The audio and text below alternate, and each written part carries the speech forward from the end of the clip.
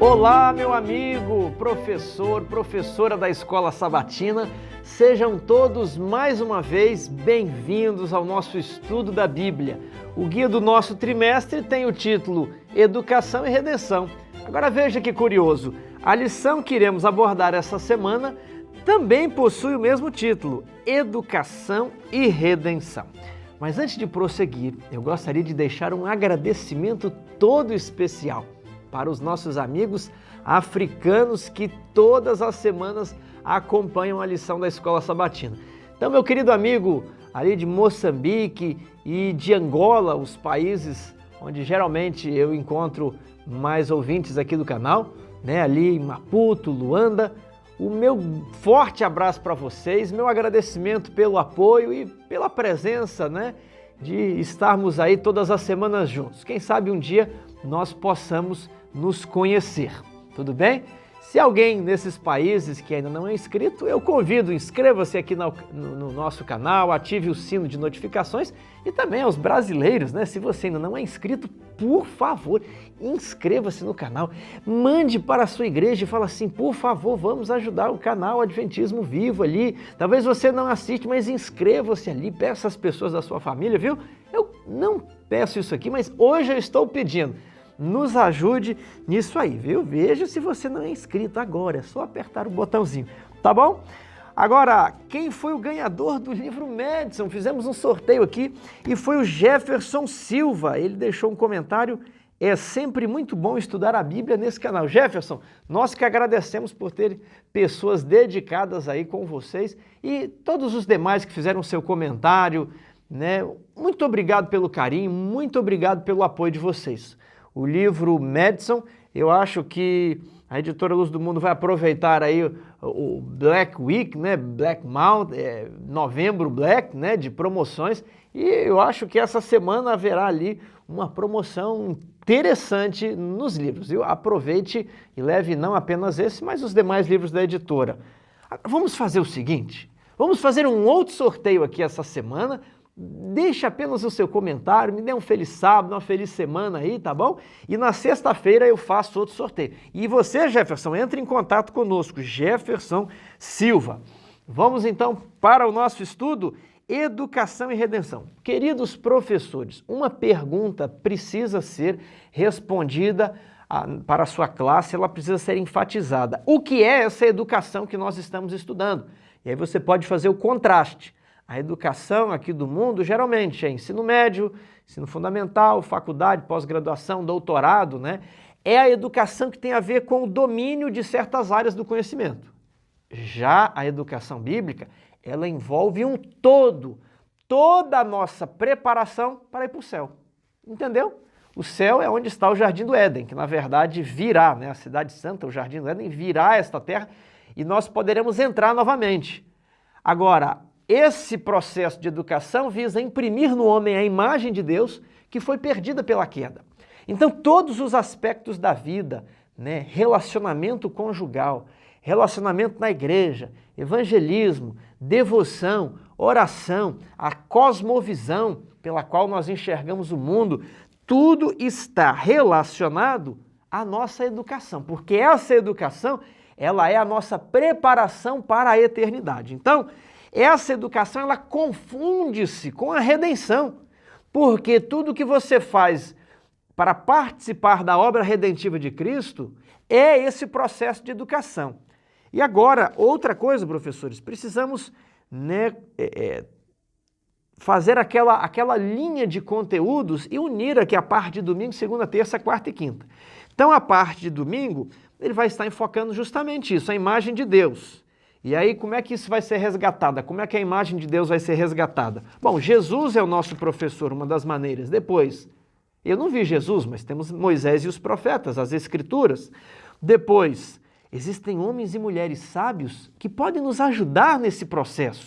E, por fim, a igreja foi estabelecida não apenas como um local de reuniões engraçadas, né? Não apenas como um show gospel, como um lugar de ouvir músicas. Não, a igreja foi instituída como uma instituição educativa. A igreja deve funcionar como uma escola. O Jaroslav Pelikan diz que a igreja deve manifestar o amor, deve fazer o trabalho, mas a igreja também precisa ser uma escola. A igreja pode ser todas essas coisas, mas ela não pode ser menos que uma escola, porque o cristianismo está relacionado à educação para a eternidade, preparando as pessoas para a volta de Jesus. Então, tecendo esse fio, né, que perpassa aí todos os dias da semana, unindo isso aqui, entendendo, vamos aqui, domingo, a imagem de Deus. De acordo com Gênesis 1, 26 e 27, e Gênesis 5, 1 e 3, como Deus criou originalmente a humanidade e o que aconteceu com ela. Aqui em Gênesis 1, 26 diz assim, ó, também disse Deus, façamos o homem à nossa imagem, conforme a nossa semelhança. Agora, no capítulo 5, verso 1, recorda-se esse fato. Este é o livro da genealogia de Adão. No dia em que Deus criou o homem, a semelhança de Deus o fez. Então, a imago Dei, a imagem de Deus impressa no homem, os atributos do caráter de Deus eram impressos ou deveriam ser desenvolvidos no caráter do homem. Tudo bem? Agora veja o verso 3 do capítulo 5. Viveu Adão 130 anos e gerou um filho à semelhança de Deus? Não. Adão gerou um filho à sua própria semelhança, conforme a sua própria imagem, e lhe chamou Sete. Vemos então que, após a queda, Adão comunicava a seus filhos uma imagem deteriorada. Ele comunicava, de certo modo, a natureza pecaminosa, a qual nós teremos de carregar até a volta de Jesus. Apenas na volta de Jesus que essa paixão e o apetite que dominam a nossa mente, que subjugam as nossas faculdades superiores, apenas na volta de Jesus, que a nossa natureza será transformada de novo à semelhança da natureza de Adão no Éden. E depois que comermos da árvore da vida, nós atingiremos a mesma estatura de Adão, ok? Porém, hoje, antes da volta de Jesus, e de preferência antes do fechamento da porta da graça, nós precisamos ter a mente de Cristo. É o que está falando aqui na lição, né, de domingo, na parte de domingo. Nós precisamos, ainda que carregando essa natureza pecaminosa, manifestar o exemplo, a vida de Cristo em nossa vida. Já não sou eu quem vivo, não é a minha mente, a mente do homem, mas é Cristo, é a mente de Cristo que vive em mim. Isso significa ser uma nova criatura. Você foi batizado, o velho homem morreu, foi sepultado no túmulo líquido do batismo. E agora levanta-se um novo homem, criado em justiça e retidão, procedentes da verdade. Está lá em Efésios capítulo 5, se não me engano. Então, essa mente de Cristo é o caráter de Cristo refletido em nós. Ele o fez para que pudesse nos ensinar e para que pudéssemos aprender com ele, até que a sua imagem, a sua mente, fosse refletida em nós. Agora, existe um problema hoje. Sabe qual é o problema? As pessoas, elas querem ter o poder do Espírito. As pessoas querem orar e fazer o lugar tremer. As pessoas querem expulsar demônio, realizar curas, falar palavras proféticas. As pessoas querem tudo isso. Mas sabe o que as pessoas não querem? As pessoas não querem o fruto do Espírito, né? Amor, alegria, longanimidade, benignidade, né? Contra essas coisas não há lei. As pessoas não querem manifestar o fruto do Espírito, mas querem o poder do Espírito. As pessoas querem o poder de Deus, mas não querem os atributos do caráter de Deus. Isso aqui é muito sério, porque apenas verá Deus, apenas será santo no céu quem aprendeu a ser santo na terra. Porque diz a Escritura, sem a santidade ninguém verá Deus. Essa santidade é ter a mente de Cristo, é passar por esse processo de educação, compreender a verdadeira ciência da educação, sem a qual ninguém verá o reino de Deus, né? E estar habilitado a ser, aqui na terra, pequenos cristos. Esse é o propósito da educação cristã, chamar pecadores ao arrependimento. Eles se associam na igreja e agora eles vão ministrar ao mundo o que Cristo fazia. Pecadores transformados, que agora agem como pequenos cristos. Segunda-feira, Jesus como professor. E aqui, essa parte foi colocada para responder a seguinte pergunta. De onde vem a capacidade de ensinar? Ah, Tiago, eu não sou capaz de fazer isso, eu não sei falar, sou desafinado, não sei cantar, escrevo mal, não tenho coragem de dar um estudo bíblico. Quando falam de religião no trabalho, eu até procuro ir para o banheiro, me esconder. Eu acho que eu não sou capaz de participar disso. Querido amigo, se o Espírito Santo estiver em você, ele habilitar, você pode falar até línguas que você não conhece. Você pode operar sinais e prodígios, porque os apóstolos também eram homens iletrados. Então, aqui diz que a obra do Messias é uma obra de ensino. De certa maneira, sua obra de redenção é semelhante à obra de ensino. Ok? Aí a lição pede para ler Isaías 11, 1 a 9.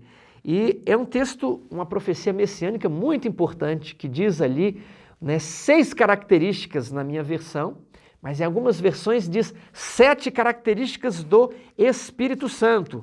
Aí você pode até fazer uma associação lá com o Apocalipse, que diz assim, os 7 Espíritos de Deus. Você lembra disso?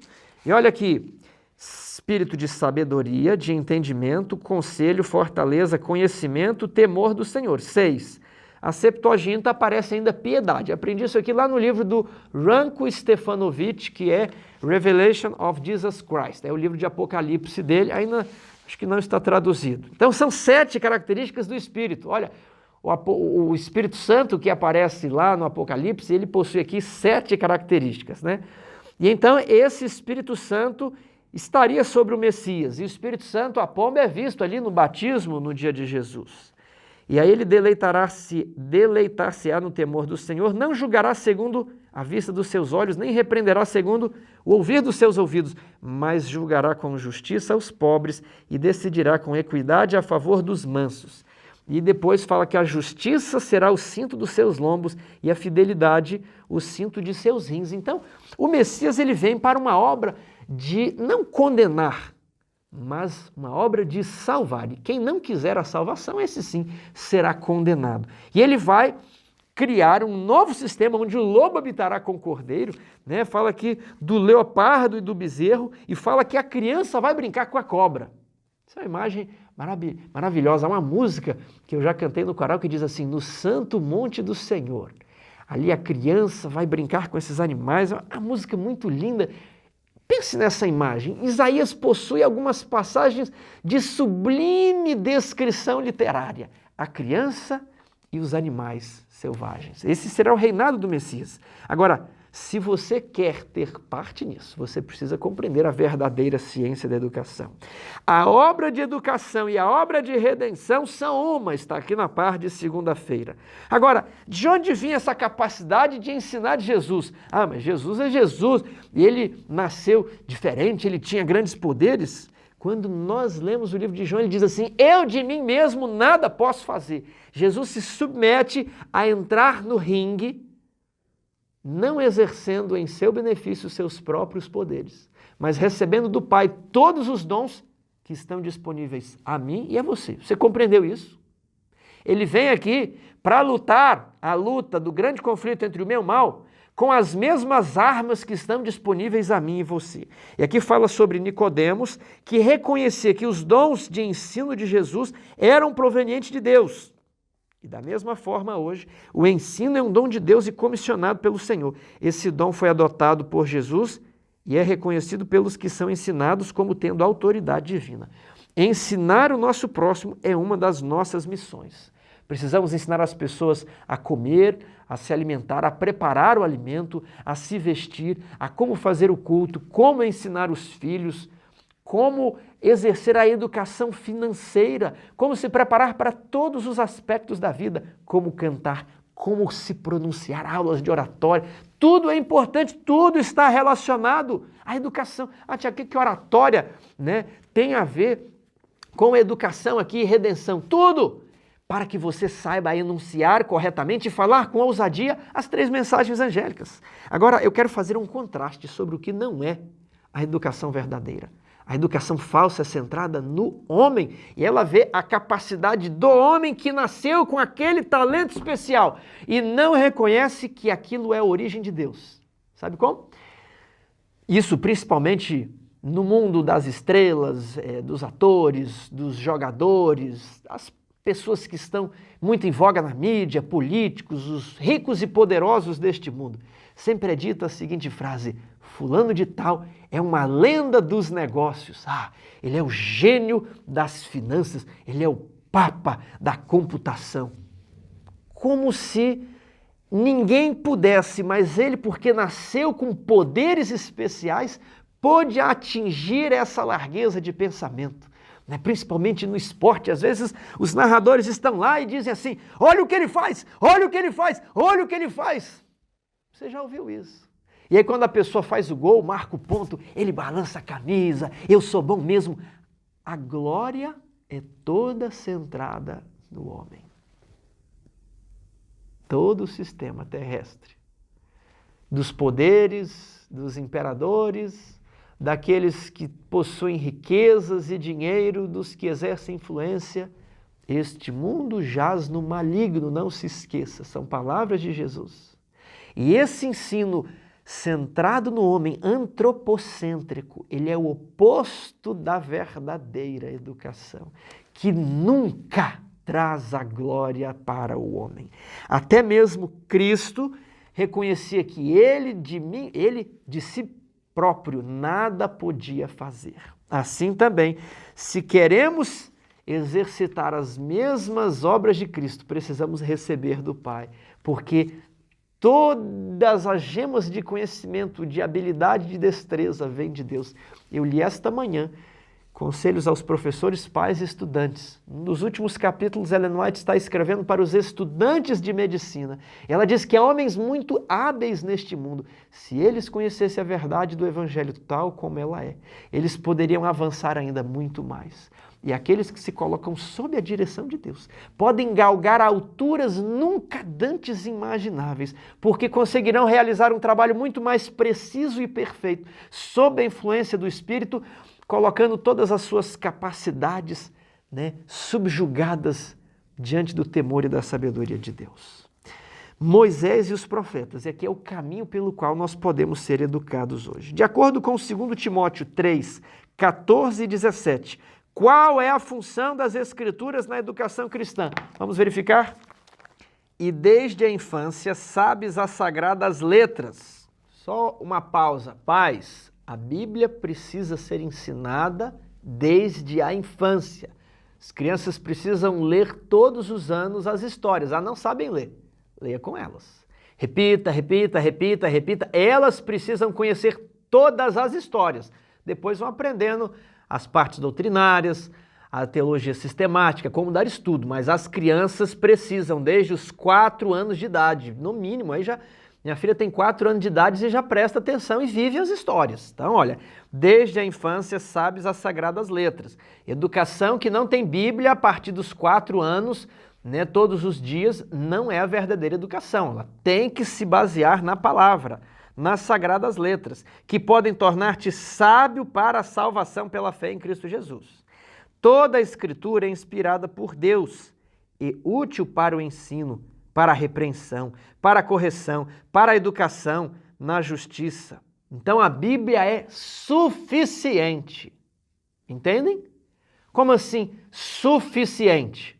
Ela serve para alimentar a igreja em todos os seus aspectos, em todas as diferenças sociais dos seus membros, em todas as idades. Ela é suficiente, a fim de que o homem de Deus seja perfeito e perfeitamente habilitado para toda boa obra. Li também essa semana no Conselhos aos Professores e Pais e Estudantes que o trabalho, e ela se dirigindo novamente, é uma sessão sobre os estudantes de medicina. Eles devem executar um trabalho perfeito na sala de aula, no laboratório, em casa, a cama, a cozinha, a limpeza da casa. A perfeição em tudo que nós fazemos deve ser o alvo de nossa vida. E a Bíblia ajuda a colocar isso aqui em todos os seus aspectos. A Bíblia, ela é suficiente. Por que eu estou dizendo isso? Porque existem teologias hoje, né? Métodos de missão evangelística que acha que a Bíblia não é suficiente. Olha, não dá para pregar a Bíblia porque é cafona hoje, as pessoas acham estranho, né? Eu vou parecer muito arcaico ali, expondo as escrituras. Vamos pensar em outras atividades, vamos pensar em alguma outra coisa para suprir as necessidades dos jovens, para chamar as pessoas, para atrair as visitas. Esse é o raciocínio da falsa educação. Porque vemos aqui que a Bíblia ela é útil para todas as habilidades, para que todo homem, não fala aqui, ó, para alguns homens nessa época, não, para que todo homem seja perfeito em Cristo. E aí no capítulo 4, não está na lição, mas eu vou ler. Paulo falou o que para Tiago? Prega a palavra. Prega a palavra. Tem gente que não quer pregar a palavra, quer pregar histórias, fábulas, né? Tem aí o coach teológico, né? Coach espiritual.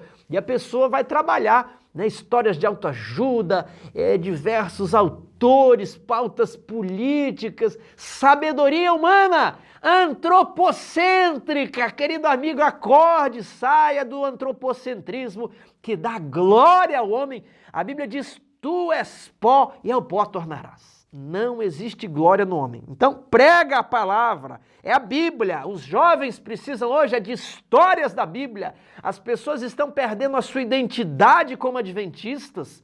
Muitas estão com o adventismo morto. É porque não conhecem as histórias da Bíblia. E para que o adventismo fique bem vivo, você deve pregar a palavra.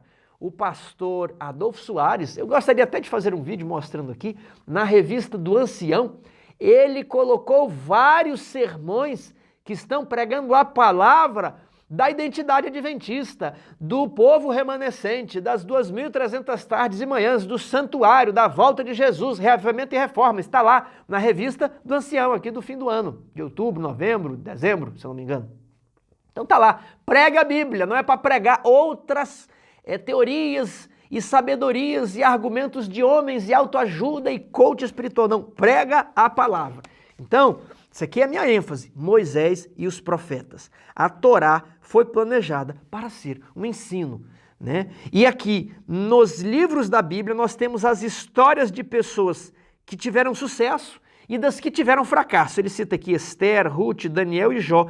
Aliás, Daniel e Jó. Agora, os amigos de Jó fracassaram, né?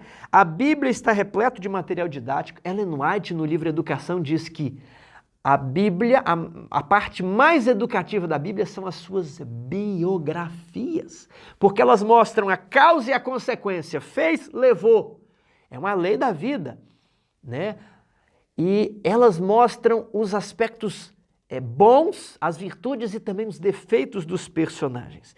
E outro dia eu li aqui para vocês alguns textos, quando falávamos de histórias imaginárias, diz que os jovens não têm lido a Bíblia. Se lessem a Bíblia, ela seria o livro mais interessante que já leram. Porque as pessoas acham que a Bíblia é apenas uma história ali, sem graça, daquela época antiga. As pessoas nem escreviam com tanta emoção. Ah, mas os romances de hoje, né? Harry Potter, Senhor dos Anéis, Stephen King, né? Esses escritores modernos, tem ali 700, 800 páginas, às vezes volume 1, 2, 3, e a pessoa fica vidrada. Essa aqui é uma história que prende, tem suspense, essa aqui é uma trama boa, ok? Mas essa história é mentira, essa história é imaginária. A história da Bíblia, ela é interessante porque a Bíblia é como um quebra-cabeça. Você entrou nesse mundo, você tem que saber de onde você veio, onde você está e para onde você vai. E aí você vai montando o quebra-cabeça. Ah, eu não entendi essa peça. E aí as pessoas vão montando, e você com seus amigos vai montando isso aqui até você palmilhar os caminhos para a cidade celestial, até você retornar ao Jardim do Éden. Então isso aqui é interessante, que é uma aventura. Nos filmes e séries e tantas coisas que eu já vi na vida, não vejo mais, mas falam sempre das pessoas, né, com o mapa do tesouro, seguindo uma aventura, seguindo alguma coisa que as levaria a tramas e aventuras sem fim por meio da mata, no deserto, né? Aquele estilo Indiana Jones que a pessoa vai procurando um tesouro. Meu amigo, aquilo não existe. Mas isso aqui leva ao tesouro verdadeiro.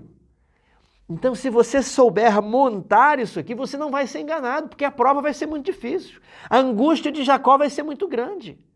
Quem vai poder resistir aos poderes e à pressão que a besta e a sua imagem realizará nos dias finais, tal como está descrito no Apocalipse. E algumas pessoas vão montando o quebra-cabeça, fica um quebra-cabeça tudo errado, né? Você olha assim, eu acho que não deve estar certo. Então nós temos que aprender a colocar essas peças, a puxar o fio condutor, para nós descobrirmos o segredo. Essa que é o interessante na Bíblia. Você fará parte do último capítulo, do epílogo dessa aventura, chamada O Grande Conflito. E você pode escrever como vai terminar a história do livro da Bíblia, que na verdade é a história da sua vida. Quando Jesus estiver voltando, você pode escrever de que lado você vai estar. Então, a Bíblia é o livro mais interessante que alguém possa ler, porque é uma aventura viva, de verdade, que você pode montar até conseguir encontrar o tesouro. Quarta-feira, homens e mulheres sábios. E aqui ele vai trabalhar com o livro de Provérbios, que fala sobre a relevância da sabedoria. Então, primeiramente, vamos ler aqui Reis, 1 Reis 4, 29 a 34. Deu também Deus a Salomão sabedoria, grandíssimo entendimento e larga inteligência, como a areia que está na praia do mar. Era a sabedoria de Salomão maior do que a de todos os do Oriente e do que toda a sabedoria dos egípcios. Quem que deu? Deus. Primeiro ponto. Deus é quem dá a sabedoria.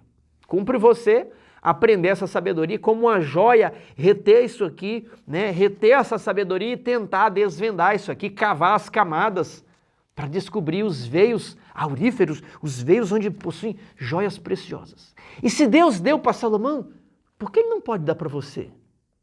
Se Deus deu sabedoria para mim, porque eu pedi muito sabedoria, eu jamais estou dizendo que eu tenho sabedoria de Salomão.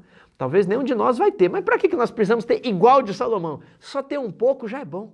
Se Deus deu sabedoria para mim, se Deus deu sabedoria para Salomão, se Deus inspira tantos pastores da nossa igreja, se Deus inspira tantos líderes, por que Ele não pode inspirar você também? Porque você também não pode vencer? É o Espírito Santo.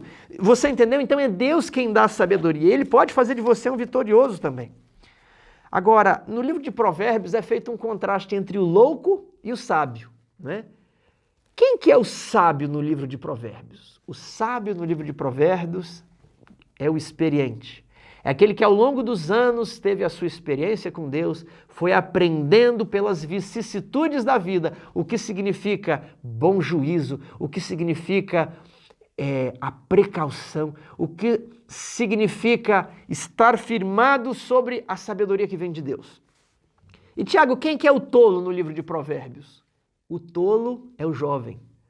Não fique ofendido se você é jovem. Mas o jovem, a criança, ela nasce sem sabedoria. E a sabedoria é dada por Deus e é aprendida ao longo da vida. Tudo bem? Então, a criança ela é louca porque ela nasce sem sabedoria. Mas à medida que ela vai crescendo, ela vai parando de fazer as macaquices, né? Os jovens que às vezes são efusivos ali, adolescentes, 10, 12 anos, eles têm que ficar mais sóbrios com o passar do tempo e manifestar a verdadeira sabedoria.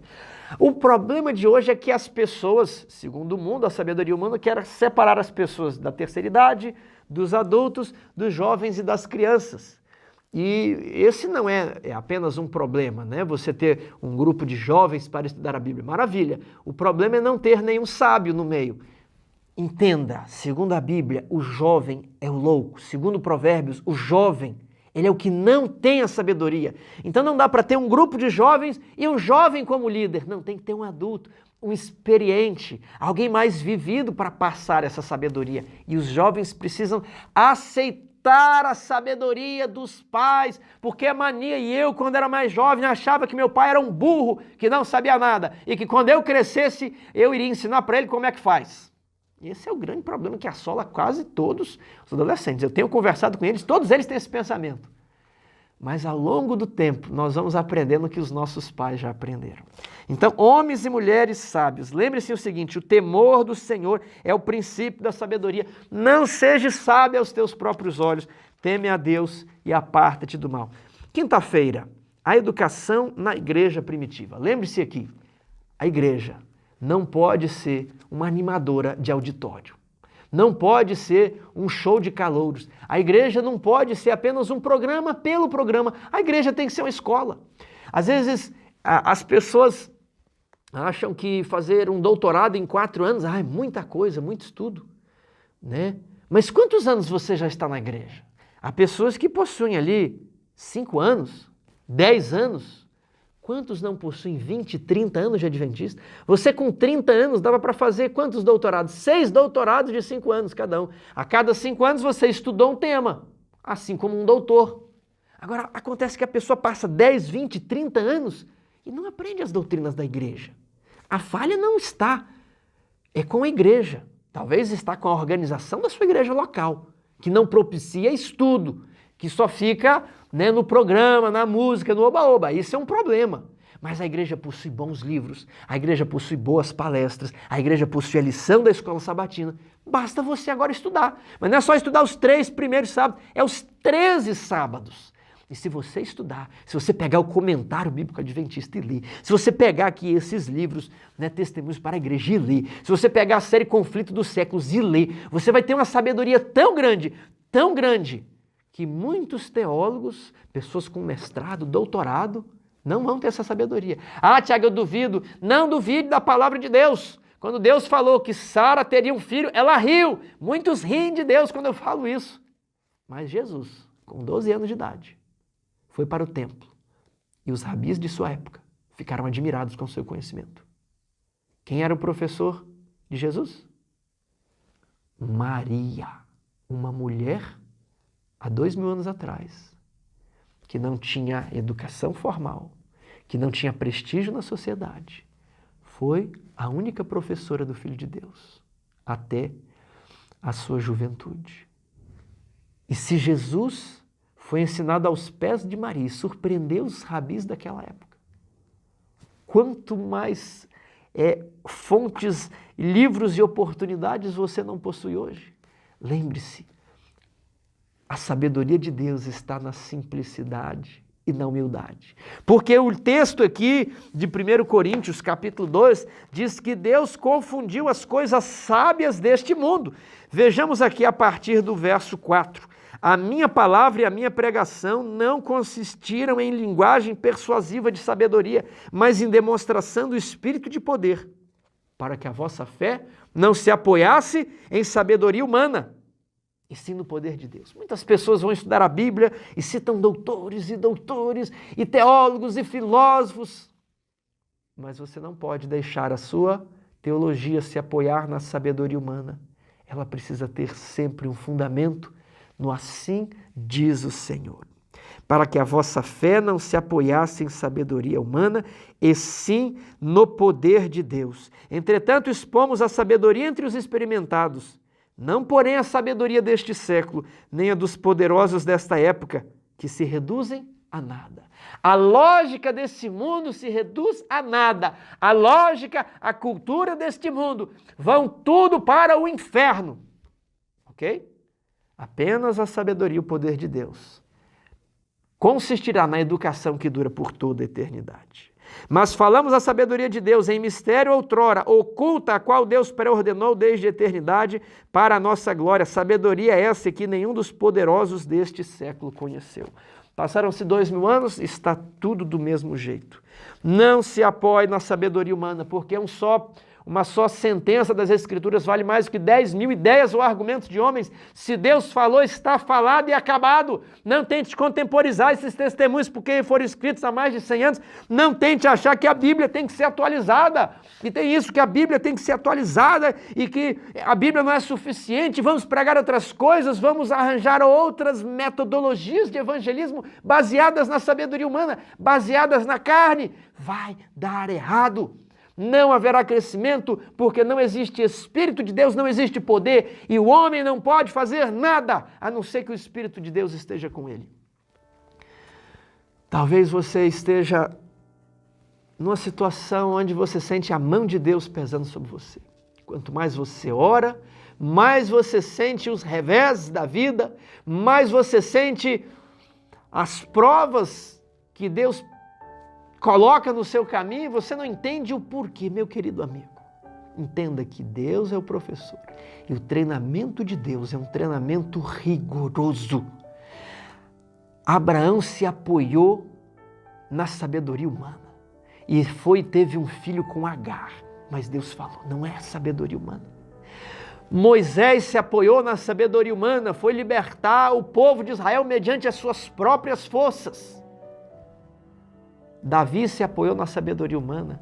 Quando ele, fugindo de Saul, vai para a terra dos filisteus, e Deus nunca mandou Davi para a terra dos filisteus. Deus nunca mandou ele se fingir de louco na terra dos filisteus. E toda vez que você se apoia na sabedoria humana, você é colocado em problemas. Moisés teve que fugir do Egito. Abraão teve um conflito familiar entre Ismael e Isaque, entre Agar e Sara. Davi estava numa situação tão conflitante, onde ele tinha que ser leal com Ax, rei de Gate, e marchar contra o seu próprio povo. Mas Deus permite as provas para que você seja habilitado para uma grande tarefa neste mundo, nesta vida. Deus pediu que Abraão sacrificasse o seu filho, foi para educar Abraão, para preparar o lado emocional de Abraão, para demonstrar a todo o universo o que o homem pode fazer quando segura pela fé a mão de Deus. E ele diz, agora sei que Abraão, agora sei que não temes, agora sei que não me negaste o teu último filho. Davi foi preparado todos aqueles anos no deserto, porque Davi se apoiava no seu cargo, no casamento com a filha de Saul. Davi talvez poderia está se apoiando na sua sabedoria humana e Deus tira tudo e coloca ele numa caverna com um monte de endividados, depressivos, pessoas que não tinham mais lugar na sociedade. E foi ali que Davi aprendeu a ser um rei. Ele treinou aqueles homens e aqueles homens constituíram a sua guarda pessoal, os valentes de Davi. Deus retira Moisés das cortes do Egito e coloca Moisés lá no deserto, porque Moisés precisava desaprender toda a teoria humana antropocêntrica pela qual ele foi contaminado no palácio. E Deus deu para ele a tarefa simples de cuidar dos animais. Ali esquecido, no meio da península do Sinai, quando Moisés achou que não havia nada mais que ele pudesse fazer a Deus, porque ele compreendeu que ele não era nada, aí a sarça brilhou. E aí Deus falou, eu tenho um plano para você, Moisés. Quando José, que foi expulso de casa porque Deus queria fortalecer os músculos espirituais de José. José tentou ser o melhor escravo na casa de Potifar, mas novamente armaram uma cilada e ele vai preso. É a escola de treinamento de Deus, é na escola de aflição que Deus forma os heróis da fé descritos em Hebreus capítulo 11. E ali, apodrecendo na cadeia, ele conhece pessoas da corte que também se esquecem dele, mas 2 anos depois de o caráter estar preparado, José é chamado para ser o governador do Egito. Depois de 40 anos, Moisés é chamado para ser o libertador do povo. Abraão é considerado o pai da fé. E Davi, o grande rei, aquele que fundou Jerusalém, daquele de quem o Messias deveria nascer. Mas eles tiveram que aprender, serem educados na escola da aflição. Meu querido amigo, talvez esteja doendo, talvez Deus esteja aplicando um rigoroso treinamento. Porém, quanto mais rigoroso o treinamento, maiores os planos de Deus a seu respeito, quanto maiores as provas, é porque Deus sabe que você pode andar um pouco mais. Você pode subir um pouco mais alto. Apegue-se à mão do Todo-Poderoso, que no momento certo, Ele te exaltará. Que Deus seja o seu professor e que você se firme na verdadeira ciência da educação, aquela que procede da boca de Deus. Que o Eterno o abençoe.